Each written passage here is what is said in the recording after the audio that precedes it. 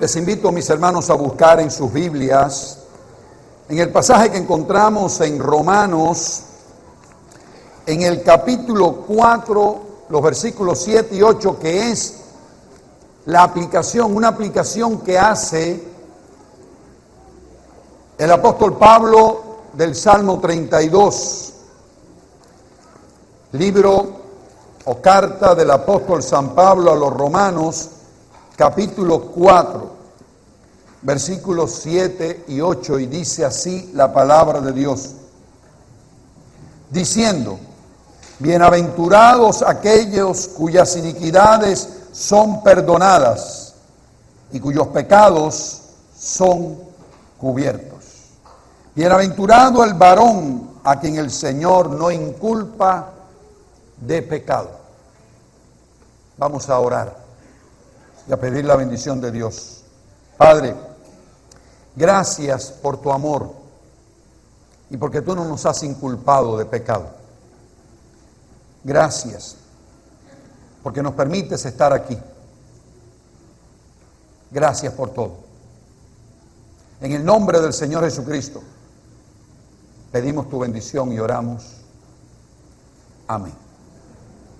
A la caída del viernes, del sol, el viernes, comenzó una celebración judía llamada el Yom Kippur. Es el día del perdón, el día de la expiación. Tal vez muchos no se acuerden de esa fecha y algunos, la mayoría, tal vez aquí, o gran parte de los que están aquí no habían nacido.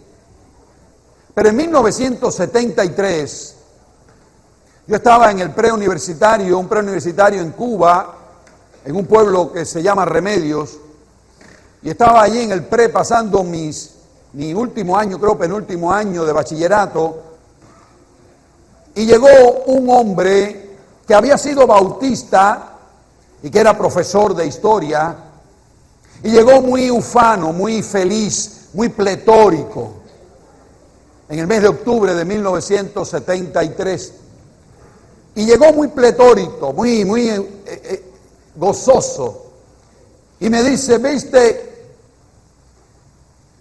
los musulmanes, los árabes han atacado a Israel y esta vez los han sorprendido. Esta vez los han tomado de sorpresa.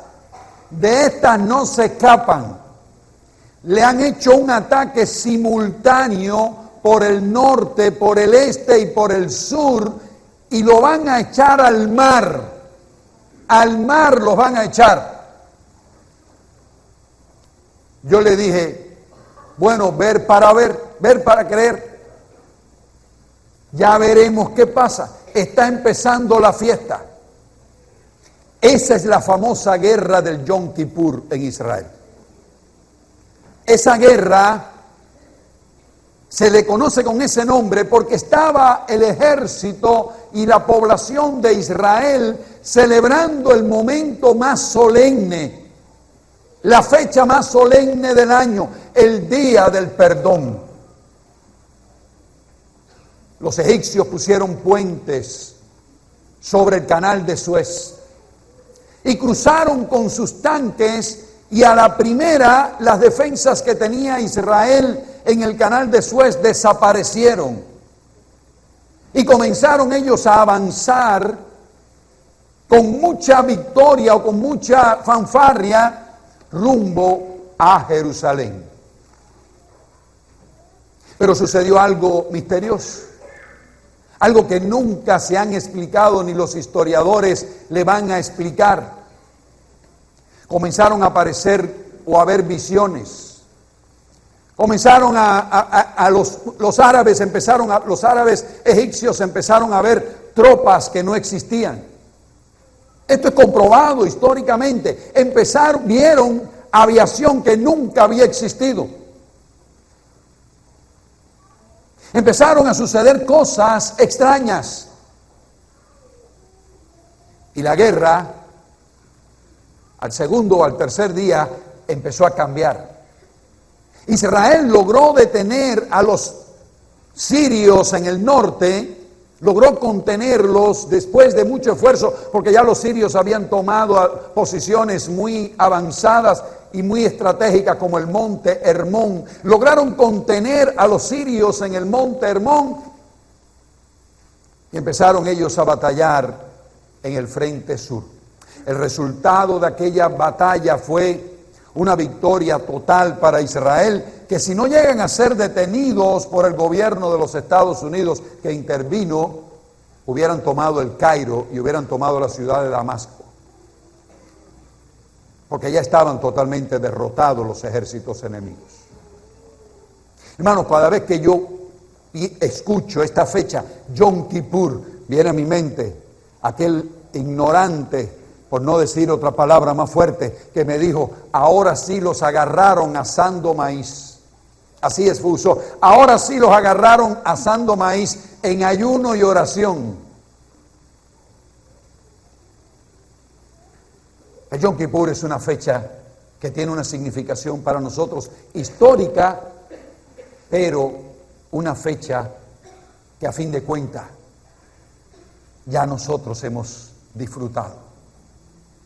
En este momento, y usted lo puede buscar en su Biblia, en el libro de Levíticos, allí en el Antiguo Testamento, cómo se instituye esta fecha. En Levíticos capítulo 16.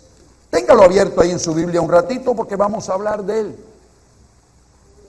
Habían muerto dos hijos de Aarón. Dos hijos de Aarón tomaron a relajo, vamos a decirlo así criollamente, tomaron a basura el sacerdocio. Y ellos llegaron al templo o al tabernáculo de Dios, sobrinos de Moisés, hijos de Aarón, y en vez de hacer las cosas correctamente, dice que tomaron fuego extraño y profanaron el lugar santo, y aquellos dos jóvenes murieron. Dice Levítico 16, versículo 1, habló Jehová a Moisés después de la muerte de los dos hijos de Aarón, cuando se acercaron delante de Jehová y murieron. Lo hicieron irreverentemente, lo hicieron de una manera irresponsable. Entonces Dios le da un mandamiento a Moisés y le dice: una vez al año, Moisés, el pueblo va a pedir perdón. Una vez al año el pueblo va a recibir el perdón de Dios por sus pecados. Va a ser una fiesta anual. ¿Cómo iba a ser? Aarón venía con un becerro, se bañaba, se vestía con ropa blanca, en su ropa interior limpia, se ponía atuendos sacerdotales y degollaba un carnero para limpieza de él. Tomaba la sangre de aquel carnero, la llevaba al lugar santísimo, que era un lugar oscuro que había en el santuario, cerrado por una cortina. Entraba al lugar santísimo, allí había un cajón de madera de acacia forrado en oro, que encima tenía dos querubines, dos ángeles de oro. Y encima en esa tapa él ponía la sangre de aquel carnero.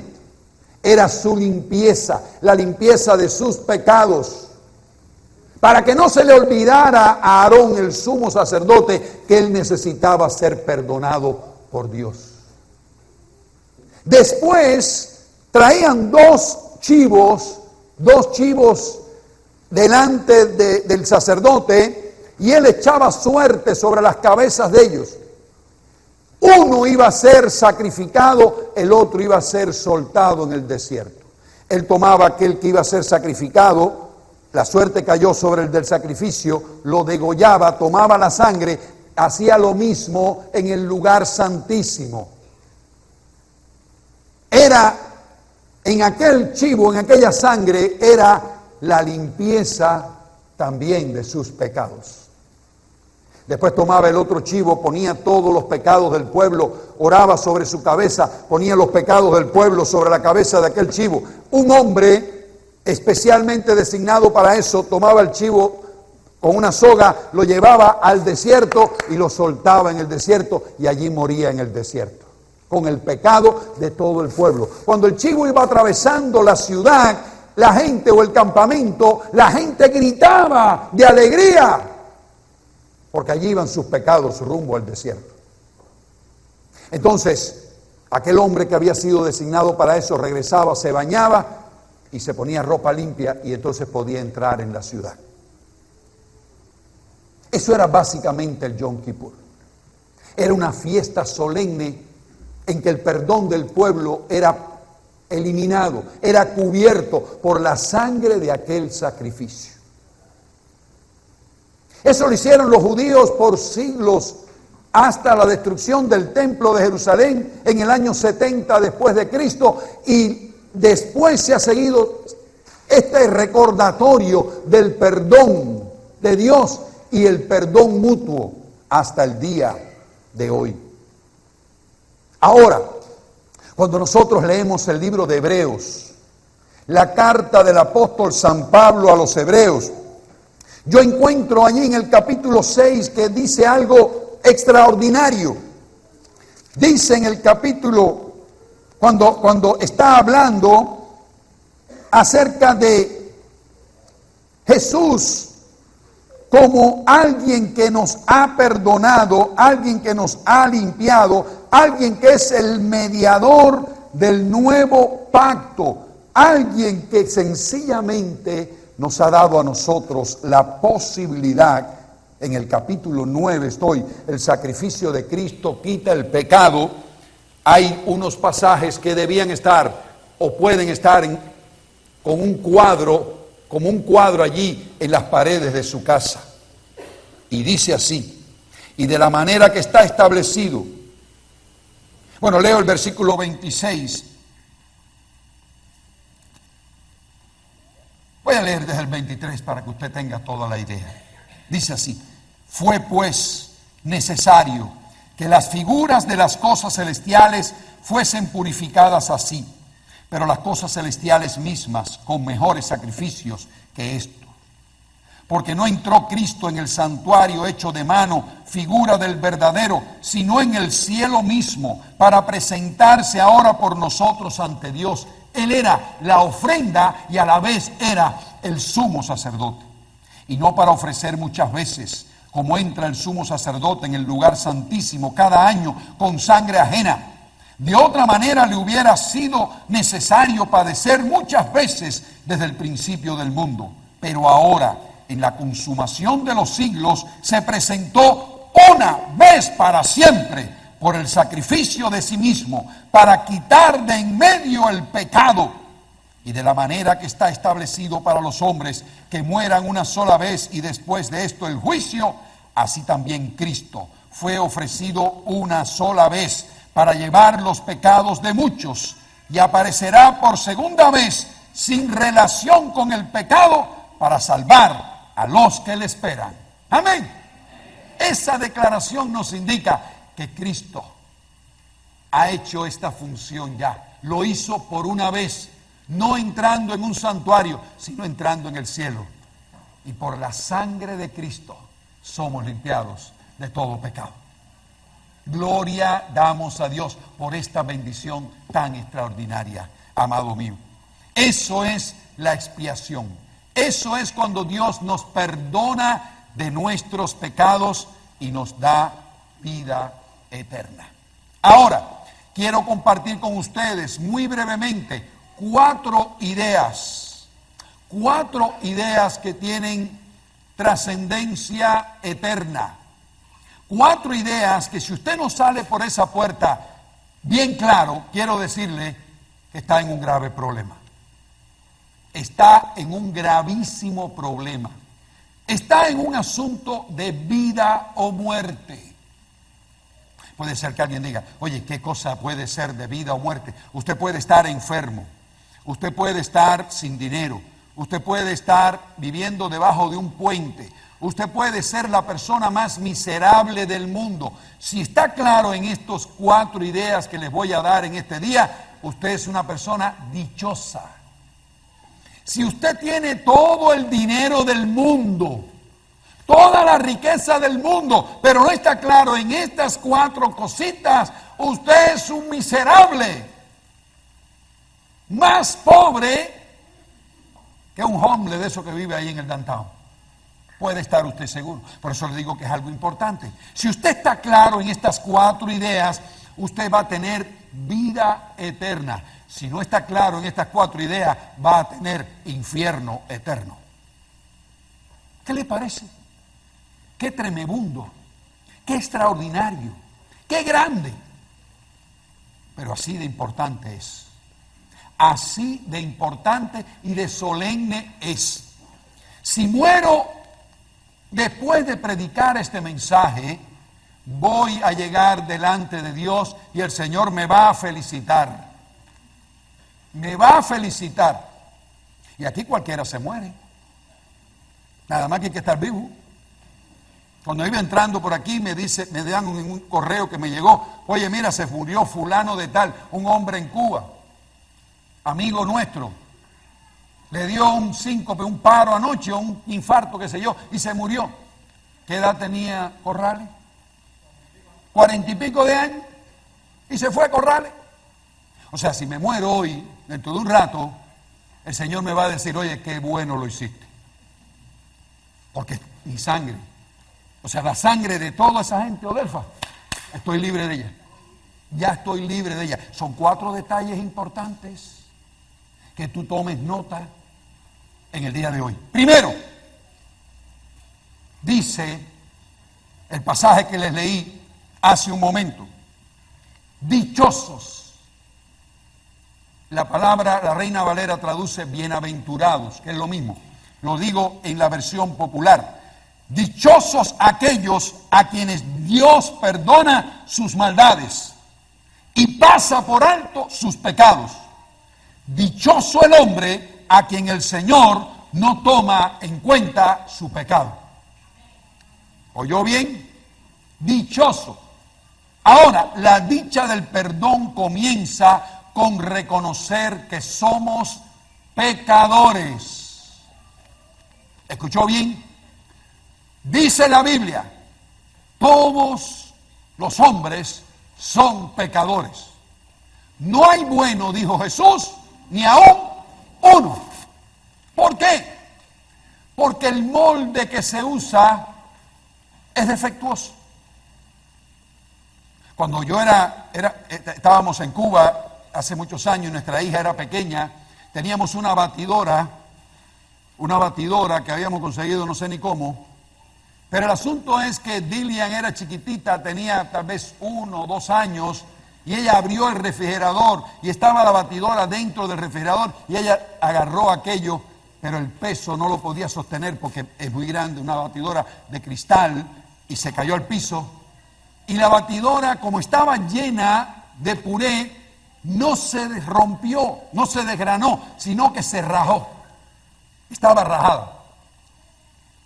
Y con mucho cuidado, sin fregarla ni nada, se la llevé a un amigo mío que tenía una fundición casera de aluminio, de piezas de aluminio. Y le dije a mi amigo, hermano, ¿tú crees que puedas hacerme una vaso de batidora como este? Y él me dijo, yo te lo hago. Y me dijo, ven la semana que viene a buscarlo. Es un hermano que a veces viene acá, el hermano Ateno Morales, que viene en el culto de por la noche. Ven por la noche a buscarlo. Y fui por la noche la semana siguiente fui a buscarlo. Y cosa interesante, cuando me da el vaso aquel de aluminio, tenía las rajaduras, las marcas de las rajaduras del de cristal. Oye, pero ¿cómo fue? ¿Por qué tú no le quitaste esto? Y él me dijo, el molde que me diste estaba rajado. Yo no te le puedo quitar eso porque estaba rajado, pero no se va a salir. Bueno, de verdad no se salía. Pero la figura estaba rajada. Hermanos, tu molde y mi molde están rajados. No podemos salir porque de fábrica venimos con el pecado, con la herencia del pecado. Venimos desde Adán y Eva, se rompió el molde y todo hombre es pecador. La dicha del perdón comienza con reconocer que soy un pecador. Hermano, cuando usted no reconoce que está enfermo, nunca el médico lo puede sanar. Cuando iba con mi madre al hospital a ver al médico, a la consulta, y el médico le preguntaba a mi mamá, ¿cómo está Angelina? Ella decía, estoy muy bien. Mamá, él es el médico. Dile lo que tú tienes. Ah, bueno, mire, tengo esto y esto. Y empezaba el rosario. Pero lo primero que ella le decía al médico es, estoy muy bien. Hermanos, usted el médico tiene que decirle lo que siente porque él no es adivino. Eso forma parte del diagnóstico. Si usted no reconoce delante de Dios y le dice, o reconoce para su interior y dice, yo soy un pecador, nunca la sangre de Cristo, el sacrificio ese del Señor que hizo por nosotros una vez y para siempre, nunca se hace posible. Porque el médico no puede sanarlo. Nunca. A veces hay personas que me piden como pastor y me dicen, ay pastor, yo quiero que usted hable con mi hijo, hable con mi esposo, hable con mi tío, hable con mi vecino, hable con mi amigo, yo quiero que usted hable con esta persona que yo quiero tanto, que yo quiero que su vida cambie. Yo le digo siempre, ¿él quiere hablar conmigo? No, él no quiere hablar con usted. Entonces yo no voy a hablar con él tampoco. ¿Cómo voy a hablar con alguien que no quiere hablar conmigo? ¿Usted no se da cuenta que él cree que está gozando? ¿Y que yo soy un tonto?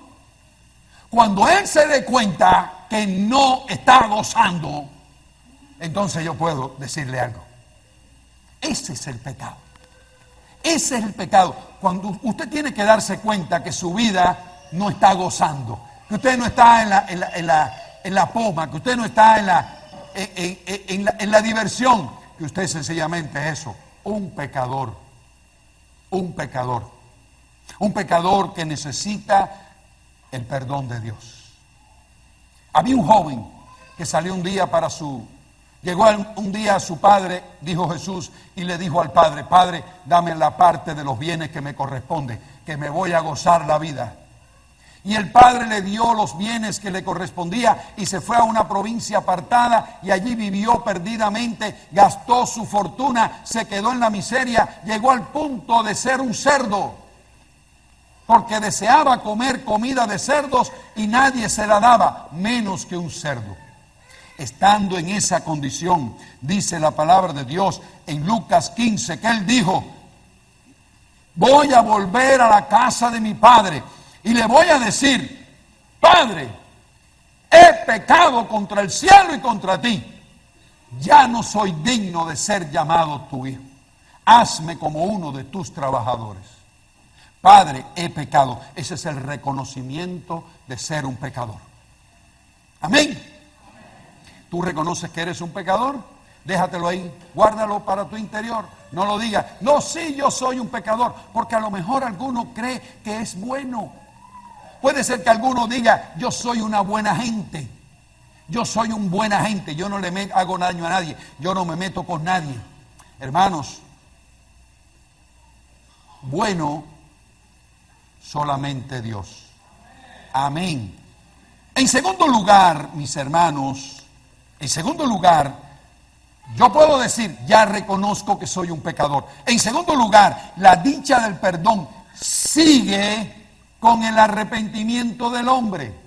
Ahora se está complicando esto. El pastor dijo que Jesucristo murió por todos. Ahora está diciendo que yo tengo que reconocer que soy un pecador. Y en segundo lugar, tengo que arrepentirme de mi pecado.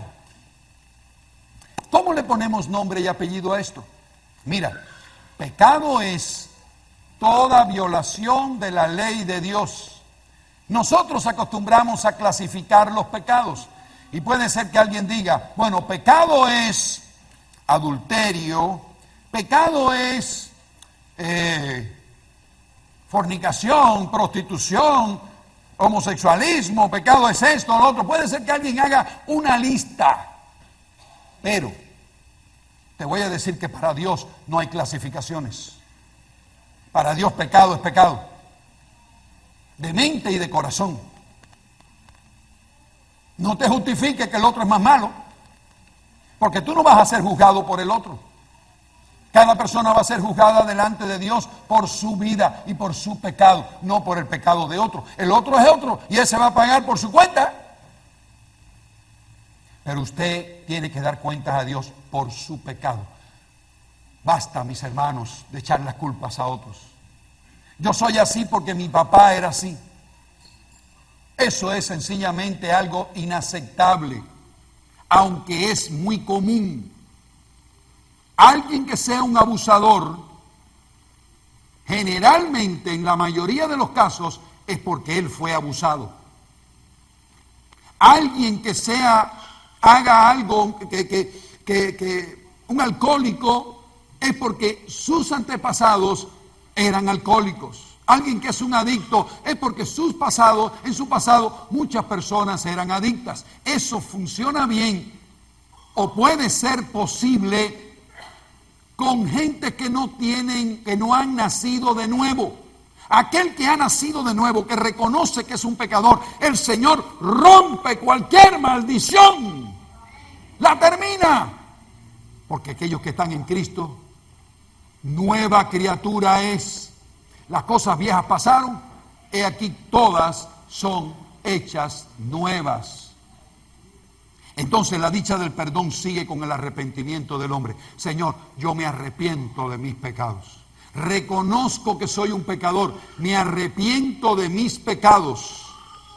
Tercero, te alabo, Señor, te doy gracias, porque tú me perdonas. Yo no sé si usted tiene conciencia de esto. Hay un pasaje que está precioso, como para ponerlo también en un cuadro. Es el pasaje que está en el libro de Colosenses.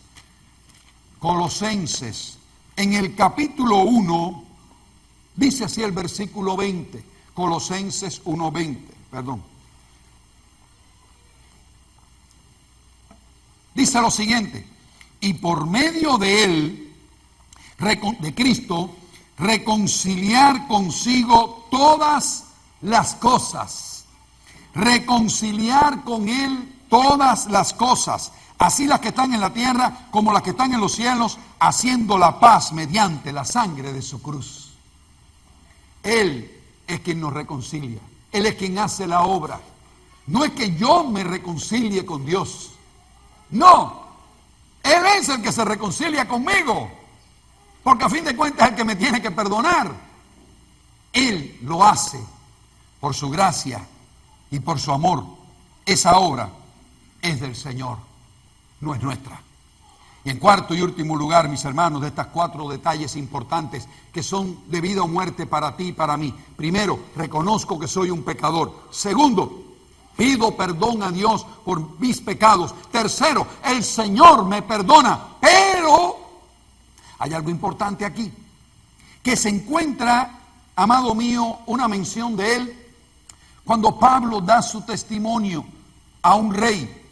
En Hechos capítulo 26, al final del libro de los Hechos de los Apóstoles, cuando Pablo está contando su vida y su llamamiento, dice Hechos capítulo 26, versículo 18, lo siguiente: para que abra sus ojos, le está hablando Dios a Pablo, para que se conviertan de las tinieblas a la luz y de la potestad de Satanás a Dios, para que reciban por la fe que es en mí perdón de pecados y herencia entre los santificados.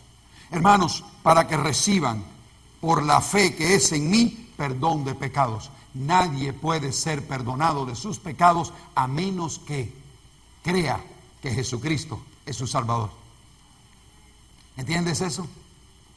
Esto es algo tan importante, no es algo de poca importancia para ti y para mí. Primero, reconocer que somos pecadores. Segundo, arrepentirnos de nuestros pecados. Tercero, creer que Cristo es mi Salvador para que se efectúe la obra de Dios en mi vida. Y en cuarto y último lugar, si pudiéramos poner aquí fanfarrias, si pudiéramos poner tambores, si pudiéramos sonar allí un redoblante, sería lo ideal. En cuarto y último lugar, la dicha del perdón se activa cuando perdono yo a otros. Ay, ay, ay. ¿Cree usted que esto es fácil? No es fácil. No es fácil. No es fácil perdonar a un sinvergüenza. No es fácil perdonar al que lo ha maltratado. No es fácil perdonar al que le ha hecho daño. No es fácil perdonar a aquel que le ha provocado dolor. Pero ahí dice eso. Ah, pastor, pero yo no lo puedo hacer. Eso es imposible para mí.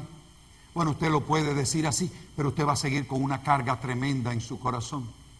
Va a seguir con una carga extraordinaria en su vida. Usted se va a sentir la persona más miserable, le puedo asegurar eso, porque el odio es como una gangrena.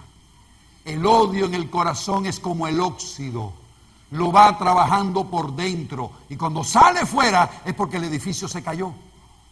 Es porque la placa se derrumbó. Es porque ya usted no tiene sostén, porque el odio lo ha consumido.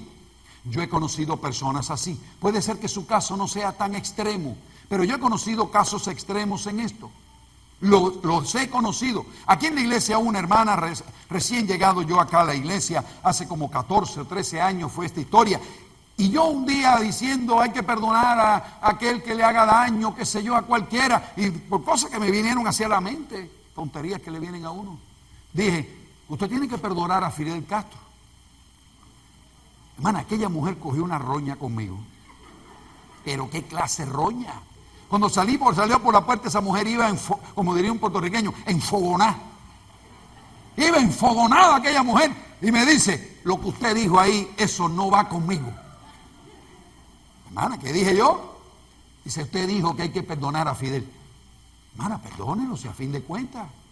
Él está allá en Cuba comiendo jamón y tomando buen vino. Y usted aquí con ese odio. No, yo no puedo. No vino más a la iglesia. Enfermó la pobrecita después. Y cuando yo la visitaba, tenía eso por dentro. Y yo decía, hermana, perdónelo. No va a... Se murió así. Dios tenga misericordia de su alma. Haya tenido misericordia de su alma. Pero se murió así, con ese odio. ¿Qué ganó? Nada. ¿Qué perdió? Todo. Todo lo perdió. Recuerdo a un hombre que conocí hace años que se llamaba Hilario. Hilario. Digo su nombre porque ya murió. Hilario, un día voy a visitarlo a su casa y le digo, nos ponemos a conversar. Hilario va adentro de la casa y trae una fotografía y me dice, mire, ¿usted ve ese hombre que está ahí? Ese hombre yo lo voy a matar algún día. A mí no me hable de esto de Dios ni de perdón ni nada de eso. Porque a este hombre yo lo mato algún día.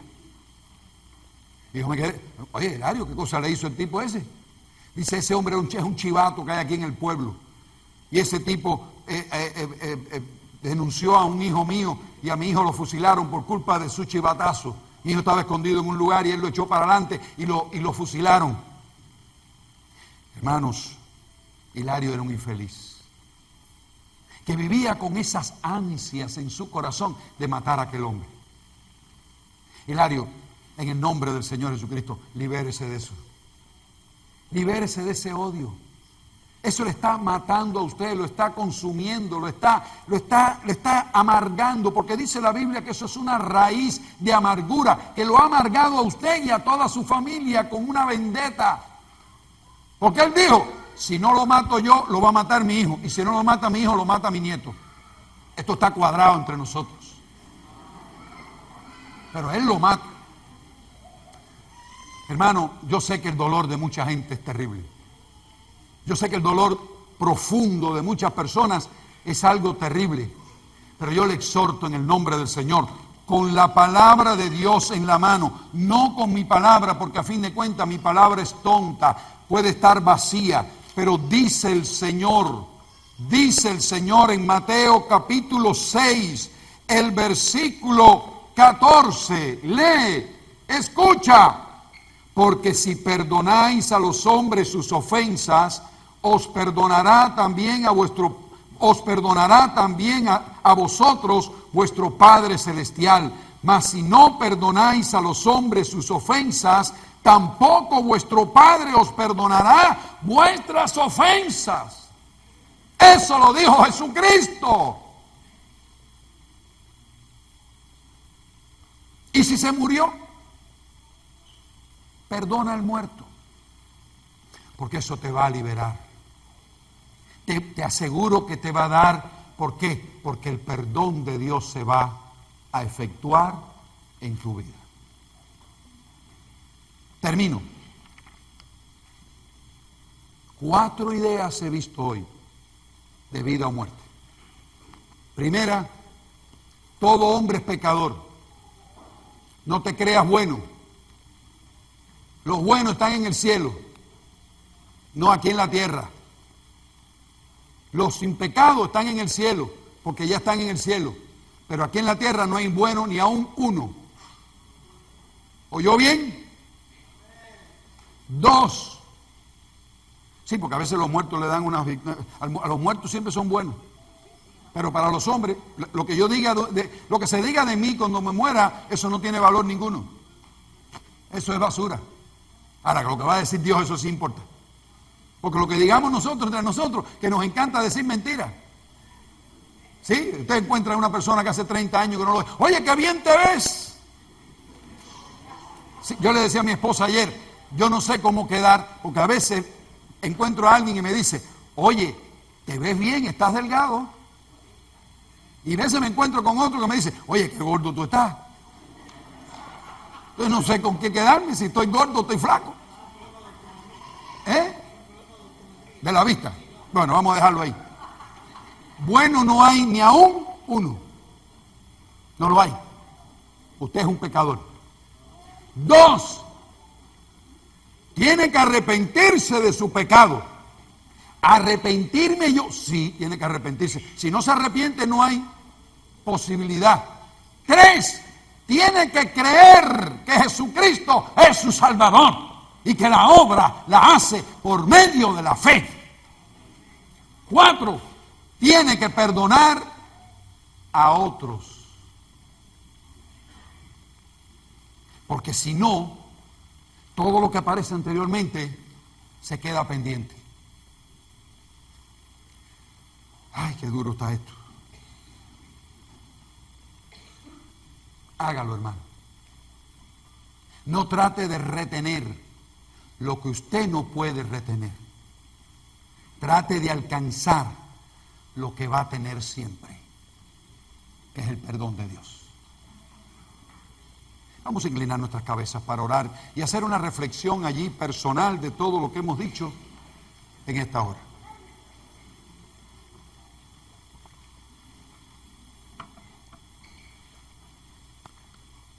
Qué rico es decir somos el pueblo de Dios.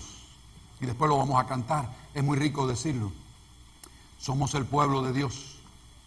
Para mí eso es algo exquisito. Pero para ser el pueblo de Dios es necesario pasar estos cuatro pasos.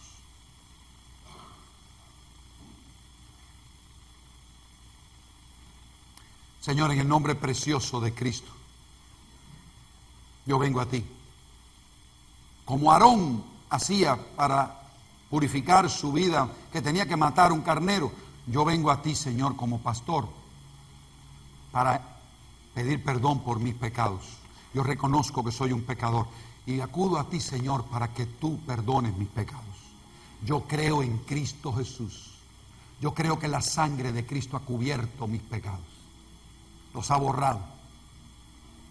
Los ha echado en el fondo de la mar. Señor, yo te pido que me ayudes a perdonar.